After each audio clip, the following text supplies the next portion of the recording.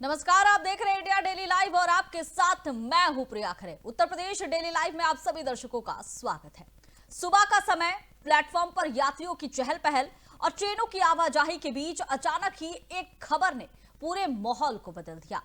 उत्तर प्रदेश के Mau railway station पर उस वक्त अफरा तफरी मच गई जब एक ट्रेन में बम होने की खबर सामने आई।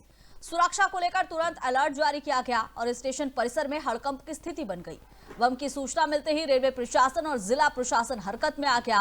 एहतियात के तौर पर पूरे मऊ रेलवे स्टेशन को खाली करा लिया गया, यात्रियों को सुरक्षित बाहर निकाला गया और स्टेशन पर मौजूद सभी गतिविधियों पर रोक लगा दी गई। मौके पर कई थानों की पुलिस फोर्स के साथ बम स्क्वाड को भी तैनात किया गया।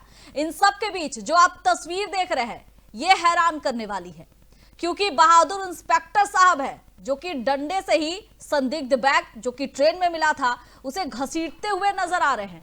अब इनकी बहादुरी देखिए, क्योंकि बम होने की अफवाह मिली, एक संदिग्ध बैग मिला और माना जा रहा था कि इसमें बम है।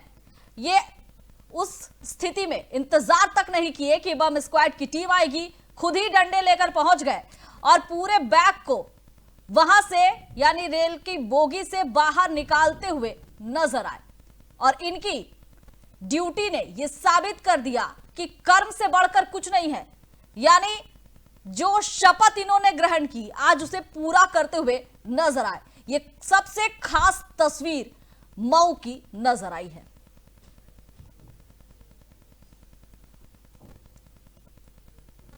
हापुड़ के गांव में सरसों के खेत में दहाड़ रहे तेंदुए को आखिरकार ग्रामीणों ने देखा और फिर अफरा तफरी मच गई।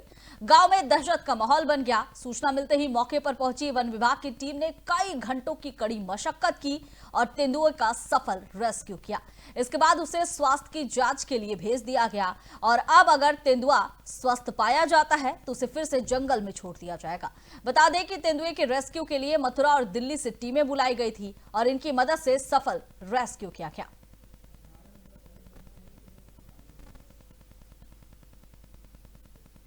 बुलंदशहर में नेशनल हाईवे 34 पर खुलेआम मौत का खेल खेला जा रहा है।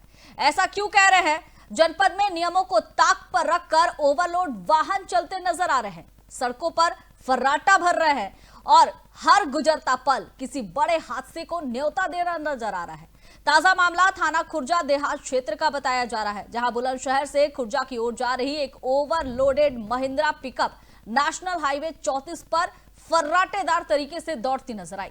हैरानी की बात यह है कि इतने भारी ओवरलोड वाहन पर आरटीओ विभाग भी पूरी तरह से अनजान बना है, कोई सवाल नहीं। लेकिन अब सवाल तो यह उठता है कि जब नेशनल हाईवे पर खुलेआम नियमों की धज्जियां उड़ाई जा रही है तो जिम्मेदार विभाग आखिर कब जागेगा और इन मौत के सौदागरों पर कोई कार्रवाई क्यों नहीं हो रही है? विभाग क्यों किसी बड़े हादसे के होने का इंतजार कर रहा है?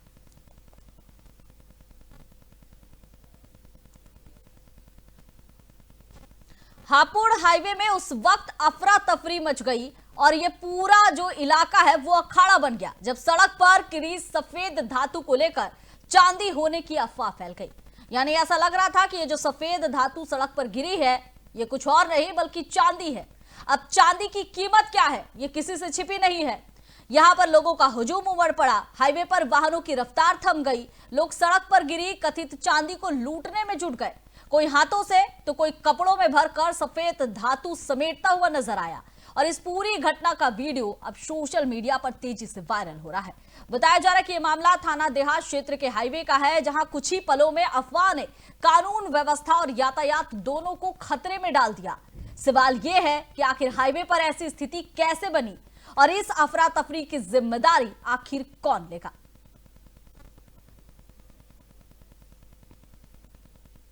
बुलंदशहर के पहासू थाना क्षेत्र के एक गांव में उस वक्त हाहाकार मच गया जब अज्ञात कारणों से एक गरीब परिवार की झोपड़ी में अचानक ही भीषण आग लग गई।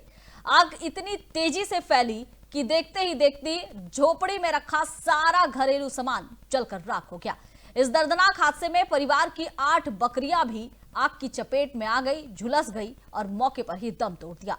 ग्रामीणों ने अपनी जान जोखिम में डालकर कड़ी मशक्कत के बाद आग पर तो काबू पा लिया, लेकिन तब तक सब कुछ तबाह हो चुका था। आग की इस घटना के बाद पीड़ित परिवार का रो रो कर बुरा हाल है और अब गांव के लोग प्रशासन से पीड़ित परिवार की मदद की गुहार लगा रहे हैं। देखो हम हल्ला मचा, हम अपने घर से भागे। आग बहुत तेज जल रही थी और उसमें 8 जानवर बकरियां थी, सबरी आठों की आठों जल गई। और मौके पर सब गांव के ने आग बुझाई, पुलिस भी आई मौके पर और सब जानवर ख़त्म हो गए और उसमें कुछ नहीं बचा है। और पता नहीं किसने दिए, किसी हमें कोई पता नहीं। इनको कुछ भी सहायता मिल जाए तो बढ़िया बात है। देखो हम हल्ला मचा, हम अपने घर से भागे। आग बहुत तेज जल रही थी और उसमें 8 जानवर बकरी। हरदोई जनपद में निर्माणाधीन बाईपास के पास एक किशोर का शव मिलने की खबर सामने आई है। मृतक की पहचान 15 साल के आयुष के रूप में हुई है। किशोर का शव सीमेंट के भारी स्लैब के नीचे मिलने से पूरे मामले को लेकर कई सवाल खड़े हो गए। परिजनों की माने तो आयुष शनिवार घर से निकला था, लेकिन देर शाम तक वापस नहीं लौटा। इसके बाद परिजनों ने पुलिस को सूचना दी। पुलिस ने तलाश शुरू की और कुछ ही घंटों के बाद यह दर्दनाक खबर सामने आई। अब परिजन इसे हत्या का मामला बता रहे हैं, जबकि पुलिस हर पहलू से जांच की बात कह रही है। फिलहाल आयुष की रहस्यमय मौत ने पूरे इलाके को सदमे में डाल दिया है और पोस्टमार्टम रिपोर्ट आने का सभी इंतजार कर रहे हैं। पुलिस का भी कहना है कि पोस्टमार्टम रिपोर्ट के बाद ही असली वजह क्या है वो सामने आ पाएगी।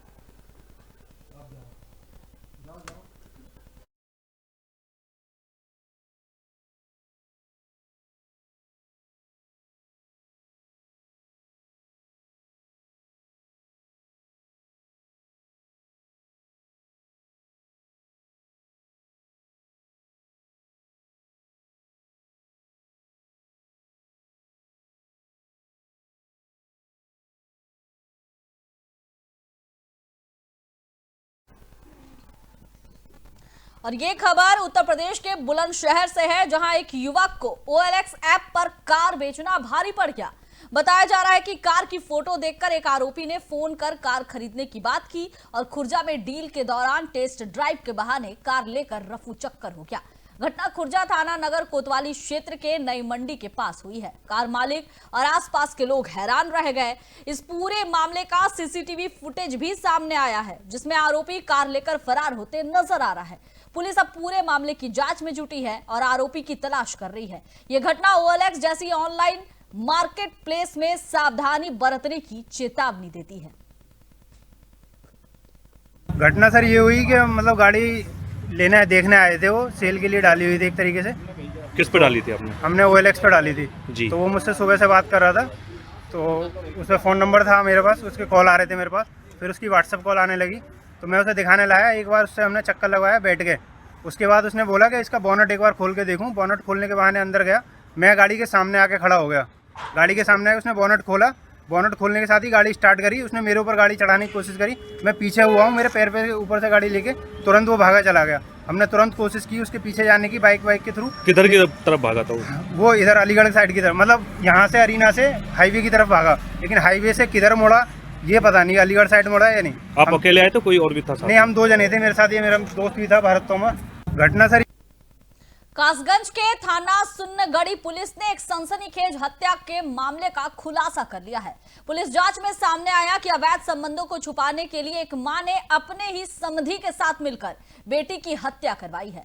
बताया गया कि मां बेटी पर पति से तलाक लेने का दबाव बना रही थी, लेकिन बेटी ने इससे साफ इनकार कर दिया और इसी बीच बेटी को अपनी मां के अवैध संबंधों की जानकारी हुई। आरोप यह भी है कि इस सच्चाई को छुपाने और बेटी के ससुराल पक्ष पर दहेज हत्या का मुकदमा दर्ज करवाने की नीयत से हत्या की साजिश रची गई। मामले की गहन जांच के बाद पुलिस ने मां और समधी को गिरफ्तार कर लिया है। दोनों आरोपियों को न्यायिक हिरासत में जेल भेज दिया गया है। देखिए, दिनांक 26 दिसंबर को एक लड़की की डेड बॉडी थाना सुनगढ़ी क्षेत्र में मिली थी, जिस पर उसको ट्रेस किया गया। उसके पास से एक पर्ची मिली थी जिसके आधार पर उसे ट्रेस किया गया, तो पता चला कि उसका मायका भरगेन में है और उसका ससुराल थाना गंज में पचपोखरा में पड़ता है। उसे जब उसका परिवार को ट्रेस किया गया तो उसकी माँ ने उसके पति और ससुराली जनों के विरुद्ध दहेज हत्या का केस लिखवाया। इसमें जब आगे CO साहबर के द्वारा इंटेंस इन्वेस्टिगेशन की गई तो ये बात निकल के सामने आई कि जो मृतका थी शबनूर, उसकी माँ यास्मीन और यास्मीन के एक साथी रईस ने मिलके इसकी हत्या की थी। और ये लोग उसके ससुराली जनों को दहेज हत्या के केस में फंसा के उनसे अवैध उगाही करना चाहते थे। इस उद्देश्य से इन दोनों ने मिलकर उसकी हत्या की थी। देखिए दिनांक 26 अमरोहा में एक बार फिर अवैध पटाखा फैक्ट्री में हुए भीषण धमाके से इलाके में हड़कंप मच गया। बछरायू थाना क्षेत्र के गांव मलेशिया में संचालित फैक्ट्री में अचानक तेज ब्लास्ट हुआ और इससे आग और धुआं फैल गया। धमाके के वक्त फैक्ट्री में काम कर रहे मजदूर जान बचाने के लिए इधर उधर भागते नजर आए। इस हादसे में कई मजदूर घायल भी हुए हैं, जिन्हें इलाज के लिए अस्पताल में भर्ती कराया गया है।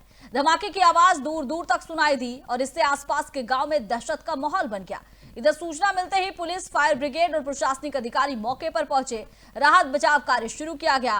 प्रशासन के अनुसार फैक्ट्री बिना अनुमति चल रही थी और मामले की जांच कर दोषियों के खिलाफ सख्त कार्रवाई का आश्वासन भी दिया गया।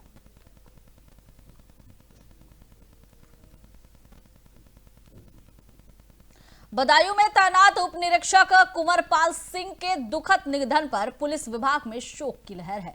हृदय गति रुकने से हुए उनके अचानक निधन पर बदायूं के एसएसपी सहित पुलिस परिवार ने श्रद्धा सुमन अर्पित कर भावभीनी उन्हें दिवंगत आत्मा की शांति के लिए कामना की। इस दौरान कुंवरपाल सिंह जनपद बुलंदशहर के थाना नरौरा क्षेत्र के ग्राम नगला चिरौली के निवासी थे।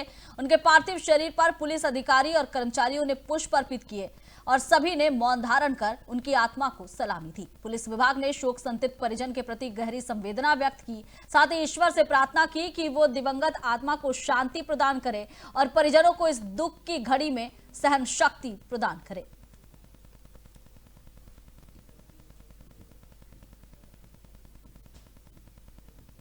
और मथुरा से एक अहम शैक्षणिक खबर सामने आ रही है, जहां उत्तर प्रदेश माध्यमिक शिक्षक संघ ने 98वें प्रांतीय सम्मेलन की तैयारियों को लेकर प्रेस वार्ता का आयोजन किया। संगठन की स्थापना वर्ष 1956 के बाद ये पहला मौका है जब प्रांतीय सम्मेलन मथुरा जनपद में हो रहा है। यह सम्मेलन 8, 9 और 10 जनवरी 2026 को किशोरी रमन इंटर कॉलेज में आयोजित किया जाएगा।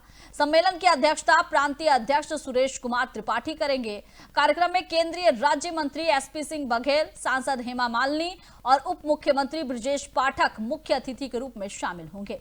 इसके साथ ही 9 जनवरी को राज्यसभा सांसद चौधरी तेजवीर सिंह और जिला पंचायत अध्यक्ष चौधरी किशन सिंह भी विशेष रूप से मौजूद रहेंगे।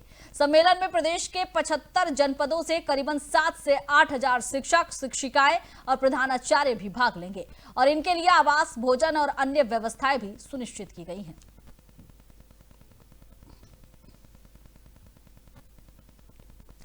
और मथुरा से अहम खबर है, माध्यमिक शिक्षक संघ ने 98वें प्रांतीय सम्मेलन की तैयारी को लेकर प्रेस वार्ता आयोजित की। संगठन ने इस दौरान जो है कई तरह के कार्यक्रम भी आयोजित किए जाएंगे। शिक्षक शिक्षिका इस दौरान पहुंचेंगे और उनके लिए सभी व्यवस्थाएं सुनिश्चित की गई है।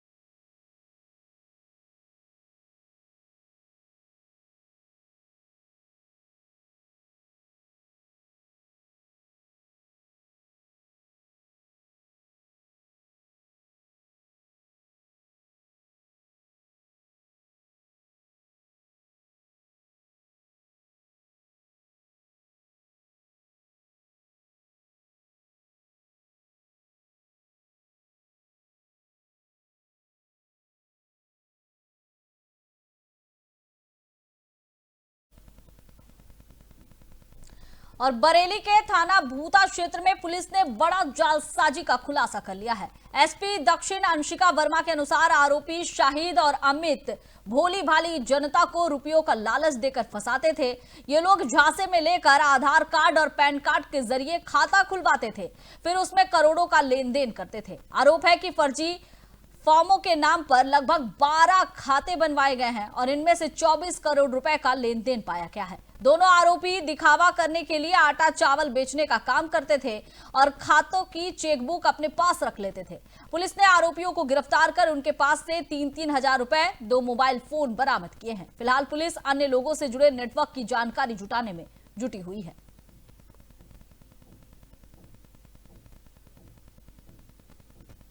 थाना भूता क्षेत्र अंतर्गत शब्बू नाम के एक व्यक्ति के, जो केसरपुर का निवासी है, उसके द्वारा एक तहरीर दी गई, जिसके अनुसार 2 व्यक्ति जिनका नाम अमित गुप्ता और शाहिद है, इनके द्वारा इसका आधार कार्ड एवं अन्य प्रपत्र प्राप्त करके एक मूल अकाउंट खुलवाया गया।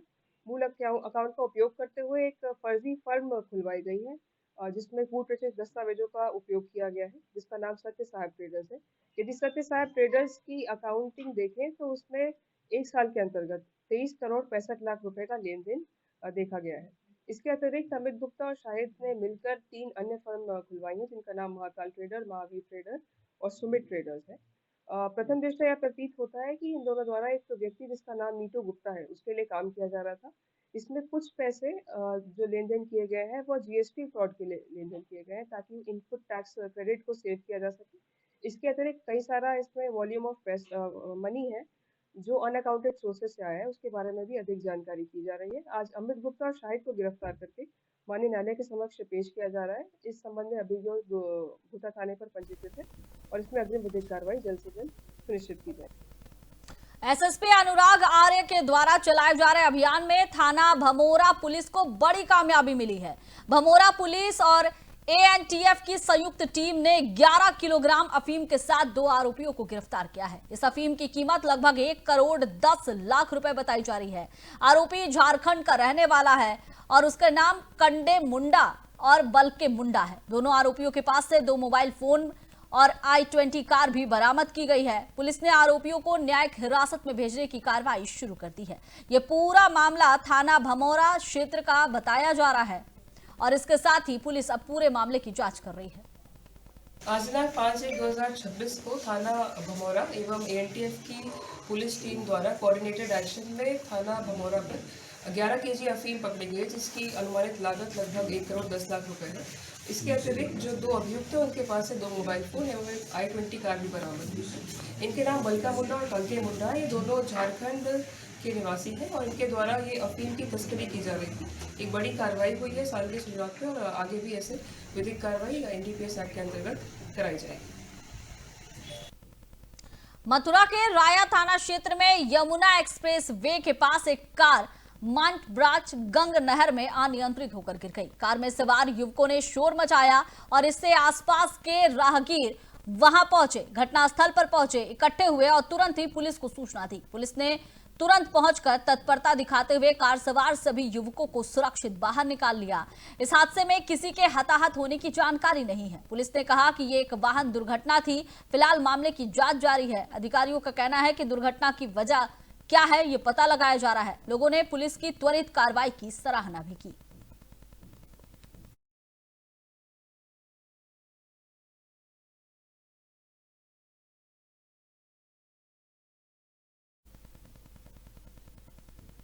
हापुड़ के पिलखुआ क्षेत्र के कंदौली गांव में एक गोदाम में सोमवार को करीबन 1 बजे आग लग गई। ये आग पिन्नी स्क्रैप में लगी थी और इससे इलाके में हड़कंप मच गया। ग्रामीणों की सूचना पर तत्काल फायर ब्रिगेड मौके पर पहुंची और आग पर काबू पाया गया। इधर सूचना मिलने पर पुलिस भी मौके पर पहुंची और मामले की जानकारी ली। प्रत्यक्षदर्शी अमित कुमार और विजय ने जानकारी देते हुए बताया कि गांव कंदौली स्थित एक कमरेनुमा गोदाम में अचानक ही पिन्नी स्क्रैप में अचानक ही आग लग गई। आग लगते ही गोदाम से घना धुआं उठने लगा और इससे आसपास के लोगों में अफरा तफरी मच गई। ग्रामीणों ने तुरंत एक दूसरे को सूचना दी और आग बुझाने का प्रयास शुरू कर दिया गया।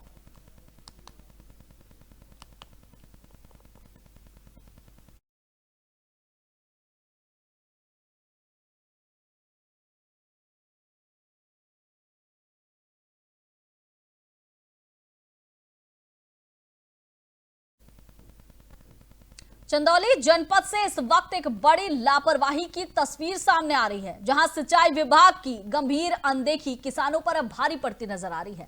दरअसल सिंचाई विभाग ने नहरों की मरम्मत कराए बिना ही उनमें पानी छोड़ दिया। जगह जगह नहरों के तटबंध बीते कई महीनों से टूटे पड़े हैं, लेकिन इसके बावजूद भी विभाग ने पानी खोल दिया और इससे नहर का पानी खेतों तक पहुंचने के बजाय रजवाहों और टूटे तटबंधों तक बहता नजर आ रहा है। सबसे बड़ा सवाल यह है कि जब नहरें टूटी हुई है तो फिर टेल तक पानी कैसे पहुंचेगा और किसान अपने खेतों की सिंचाई कैसे करेगा। वैसे बता दें कि कुछ दिन पहले ही जिला अधिकारी के आदेश पर नहरों की सफाई कराई गई थी, लेकिन जमीनी हकीकत अब कुछ और ही बयां कर रही है।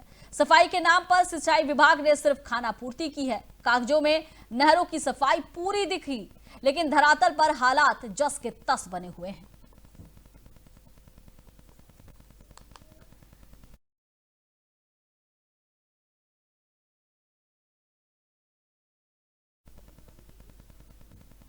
जालौन में पुलिस ने अवैध मादक पदार्थों की तस्करी पर बड़ा शिकंजा कसा है। उरई कोतवाली पुलिस ने एक गांजा तस्कर को गिरफ्तार किया है। पुलिस को आरोपी के कब्जे से करीबन 80 किलो से अधिक गांजा बरामद हुआ है और इसकी बाजार की कीमत लगभग 8 लाख रुपए बताई जा रही है। इसके साथ ही पुलिस ने आरोपी की अपाची बाइक भी जब्त की है। जांच में पता चला कि आरोपी बाराबंकी में बीते दिनों एएनटीएफ टीम के द्वारा पकड़े गए गांजा तस्करी के गिरोह का सदस्य है। पुलिस ने आरोपी के खिलाफ एनडीपीएस एक्ट के तहत मामला दर्ज कर दिया है, उसे जेल भेज दिया। यह कार्रवाई जालौन में नशे के खिलाफ पुलिस की सक्रियता और कड़ी कार्रवाई को दर्शाती है। 30 दिसंबर को एएनटीएफ और उरई पुलिस की संयुक्त कार्रवाई में श्याम शिवहरे नामक एक व्यक्ति 81 किलो गांजा के साथ गिरफ्तार हुआ था। अपर पुलिस महानिदेशक कानपुर जोन, पुलिस महानिरीक्षक झांसी परिक्षेत्र द्वारा मुझे निर्देशित किया गया था कि इसके कनेक्शंस खंगाले जाएं और जो इनके अन्य गिरोह के सदस्य हैं उनके बारे में जानकारी कर जो नशे का व्यापार करते हैं उनके विरुद्ध वैधानिक कार्रवाई सुनिश्चित की जाए। इस क्रम में मेरे द्वारा स्वाट टीम को लगाया गया था इसको डेवलप करने के लिए। जब श्याम शिवहरे के कनेक्शंस देखे गए, एक दीपू राजपूत जो मूल रूप से गोहन का रहने वाला है, यहाँ श्याम शिवहरे के बगल में राजेंद्र नगर में ही निवास करता है, इसके स्ट्रांग कनेक्शंस आए समझ में। पूरी टीम को एक्टिवेट किया गया। आज सटीक मुखबिरी सूचना पर अपनी मोटरसाइकिल पर ये 40 किलो गांजा, 40 किलो 250 ग्राम गांजा का परिवहन कर रहा था, बेचने के इरादे से पकड़ा गया। मापतौल कराई गई तो कुल 40 किलो 250 ग्राम गांजा इसके पास से बरामद हुआ है। अभी ये इसके ऊपर अभी तक प्राप्त जानकारी के अनुसार ये मुकदमा दर्ज है जो इस माल से संबंधित है। इसके अन्य आपराधिक इतिहास के बारे में हम लोग जानकारी कर रहे हैं और इससे जुड़े हुए अन्य लोगों के विषय में भी हम विवेचना कर रहे हैं ताकि जो पूरा गैंग है इसको हम ध्वस्त कर सकें। नशे का कारोबार जो थोड़ा बहुत पुनः प्रारंभ होता हुआ दिख रहा है जालौन में, उसको हम समाप्त कर सकें। 30 दिसंबर को जालौन के जिला कारागार उरई में कैदी की संदिग्ध परिस्थितियों में मौत हो गई। 58 साल के मेवालाल के 15 साल पुराने मामले में 1.5 साल से कारागार में वो सजा काट रहे थे और उन्हें इस मामले में 7 साल की सजा सुनाई गई थी। अचानक ही उनकी तबीयत बिगड़ी। इसके बाद उन्हें मेडिकल कॉलेज में भर्ती कराया गया, जहां उपचार के दौरान उनकी मौत हो गई। मृतक के बेटे ने जेल प्रशासन को पिता की मौत का जिम्मेदार ठहराया है। घटना की जानकारी मिलते ही पुलिस मौके पर पहुंची और शव को कब्जे में लेकर पोस्टमार्टम के लिए भेज दिया। कैदी की अचानक हुई मौत से परिवार में कोहराम मचा हुआ है। पत्नी, बेटी और बेटे का रो रो कर बुरा हाल है। यह मामला जिला कारागार की सुरक्षा और कैदियों की देखभाल पर अब सवाल खड़े कर रहा है। ये झरकुरानी का मामला है। 6 लोगों को फर्जी फंसाया गया था, उसमें मेरे पिताजी भी थे। यहाँ आप कहाँ मौजूद हैं? हम यहाँ पे मेडिकल कॉलेज में हैं। तो किस वजह से यहाँ पर आए हैं? इस वजह से आए, मेरे पिताजी डेथ हो गए। कैसे मौत हुई है उनकी? इसका कारण पुलिस ने बताया नहीं है, जेल पुलिस ने बताया नहीं है हमें। क्या नाम था उनका? श्री मेवालाल। किस मामले में बंद थे वो? झरकुरानी में थे। कब से बंद थे? 1.5 साल से। तो पुलिस द्वारा जो सूचना मिली है, मौत का कारण बताया है? मौत का कारण कोई नहीं बताया अभी तक। आप क्या मांग करते हैं कार्रवाई की? हम कार्रवाई की जांच मांगते हैं, जांच होना चाहिए हमारे पिताजी की, कैसे मौत हुई। किस मामले को लेकर बंद थे वो जेल में? वो झरकुरानी के मामले में बंद थे। फर्जी फंसाया गया था। 6 लोगों को, 5 लोगों को बरी कर दिया गया था। ये हमारे पिताजी को सजा बोल दी। कितने साल पुराना मामला था झरकुरानी? 15 साल पुराना मामला। ये और इस पर ज्यादा जानकारी के लिए हमारे साथ फोन लाइन पर जुड़ चुके हैं संवाददाता रोहित दीक्षित। रोहित, अब जेल प्रशासन पर सुरक्षा को लेकर सवाल उठ रहे हैं कि जो कैदी है आखिर उसकी क्या नियमित जांच नहीं हो रही है, बीमार किस वजह से पड़ा।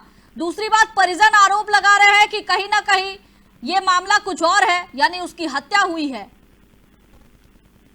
देखिए प्रिया, मैं आपको बता दूं कि जेल प्रशासन का कहना है कि जिला कारागार में उसकी तबीयत खराब हुई तो उसको ले जाके मेडिकल कॉलेज ले गए हैं, वहाँ इलाज कराया है। उसके उपचार के दौरान उसकी मौत हुई है। जबकि उसके लड़का है, जो पुत्र है उसका सुमित, उसका कहना है कि 15 साल पहले एक मामले में उनके पिताजी को जहर खुरानी के मामले में रखा गया था, जिसमें 7 साल की सजा हुई थी। पिछले 1.5 साल से ये बंद था और संदिग्ध परिस्थितियों में मौत बता रहे हैं। जेल प्रशासन ने अभी तक रोहित, वजह सामने आई है कि आखिर किस वजह से कैदी की मौत हुई? अचानक तबीयत बिगड़ी, क्या वजह थी? प्रिया, ये अभी स्पष्ट नहीं हो पाया है कि क्या वजह रही है मौत की। ये अभी स्पष्ट नहीं हो पाया है। मतलब अभी कोई मेडिकल बुलेटिन कुछ भी ऐसा नहीं जारी हुआ है? हाँ, अभी जारी नहीं हुआ है। उसका पीएम हो चुका है। पुलिस की तरफ से क्या बयान आया है? क्योंकि परिवार वाले ये आरोप लगा रहे हैं। अब ये आरोप जो है जेल प्रशासन पर लग रहा है, उनका क्या कुछ कहना है? उन्होंने कुछ सफाई दी है इस पर? नहीं, अभी ऐसी कोई सफाई नहीं दी। लेकिन रोहित, सवाल तो खड़े हो रहे हैं ना कि अचानक से तबीयत बिगड़ती है, अस्पताल ले जाते हैं, उसके बाद अभी कोई अपडेट नहीं है कि आखिर किस वजह से कैदी की मौत हुई है। परिवार वाले अलग आरोप लगा रहे हैं। ठीक है, प्रशासन का यही कहना, 58 वर्षीय मेवालाल है जो, उसकी सर्दी का मौसम है, उसको लेके तबीयत बिगड़ी है। तो यानी रोहित, कहीं ना कहीं मेडिकल जांच सही नहीं हो रही थी। ये भी तो सवाल खड़ा होता है ना जेल प्रशासन पर कि अगर कैदी है तो उसकी मेडिकल जांच होनी चाहिए, यानी मेडिकल जांच नहीं हो रही थी। जांच तो ये देखिए संदिग्ध मामला है, इसमें अभी जब तक कोई प्रशासनिक बाइट ना आ जाए उसमें अपन। ठीक है, ठीक है रोहित, बहुत बहुत धन्यवाद आपका। बड़ी खबर जालौन से आ रही है। बता दें कि पिछले 1.5 साल से सजा काट रहे 58 वर्षीय मेवालाल की अचानक ही तबीयत बिगड़ती है, अस्पताल ले जाते हैं और वहां उसकी मौत हो जाती है। परिवार वालों का कहना है कि कहीं भी ये मामला पूरी तरह से स्पष्ट नहीं हो पा रहा है कि आखिर किस वजह से तबीयत बिगड़ी, कैसे उनकी मौत हुई। दूसरी तरफ जेल प्रशासन का कहना है कि अचानक से तबीयत बिगड़ी और जब तक उनका इलाज किया जा रहा था उसके बाद अचानक उनकी मौत हो गई। तो सवाल तो कई खड़े हो रहे हैं, लेकिन इंतजार है पोस्टमार्टम रिपोर्ट का, उसके बाद ही तस्वीर साफ हो पाएगी। चलिए बढ़ते हैं अगली खबर की ओर। लखीमपुर खीरी में कड़ाके की ठंड ने लोगों की मुश्किलें बढ़ा दी है। जनपद में ठंड को देखते हुए जिलाधिकारी दुर्गा शक्ति नागपाल ने नर्सरी से लेकर कक्षा 12वीं तक के सभी स्कूलों और कॉलेजों को 14 जनवरी तक के लिए बंद करने का आदेश दे दिया है। डीएम ने चेतावनी दी कि अगर कोई स्कूल या कॉलेज इस आदेश के बावजूद खुले पाए जाते हैं तो उनके खिलाफ कड़ी कार्रवाई की जाएगी। अधिकारियों का कहना है कि यह कदम विद्यार्थियों की सुरक्षा को ध्यान में रखते हुए लिया गया है, क्योंकि ठंड के तेज प्रभाव से खासकर बच्चे और युवाओं के स्वास्थ्य पर गंभीर असर पड़ सकता है।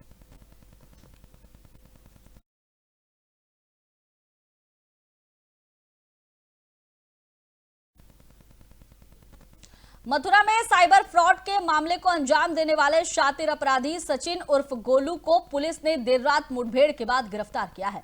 मुठभेड़ के दौरान आरोपी के पैर में गोली लगी और उसे नजदीकी अस्पताल में उपचार के लिए भर्ती कराया गया।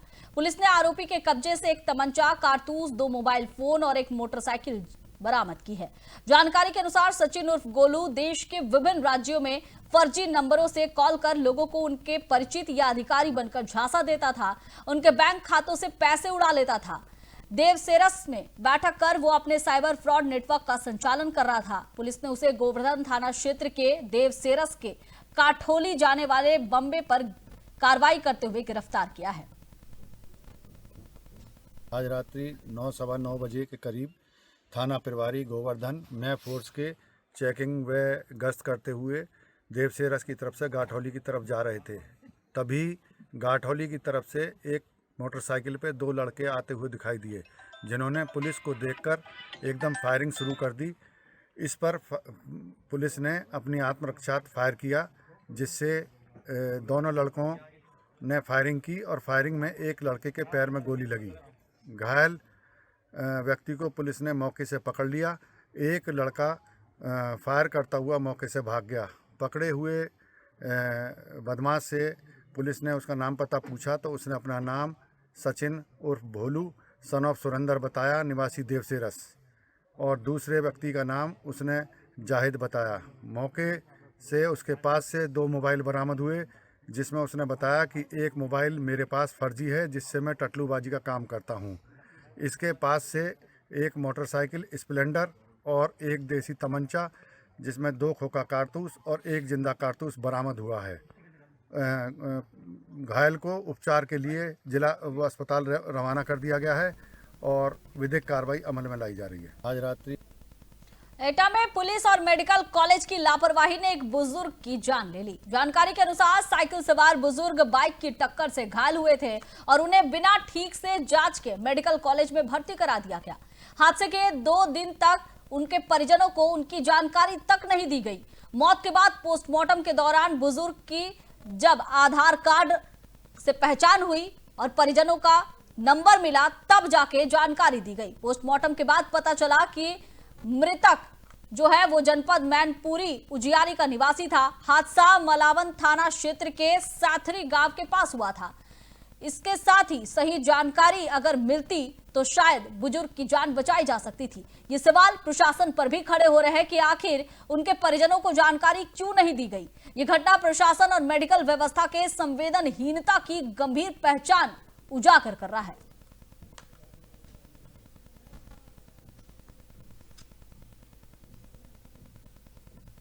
फिलहाल इस बुलेटिन में बस इतना ही। आप देखते रहिए इंडिया डेली लाइव। नमस्कार।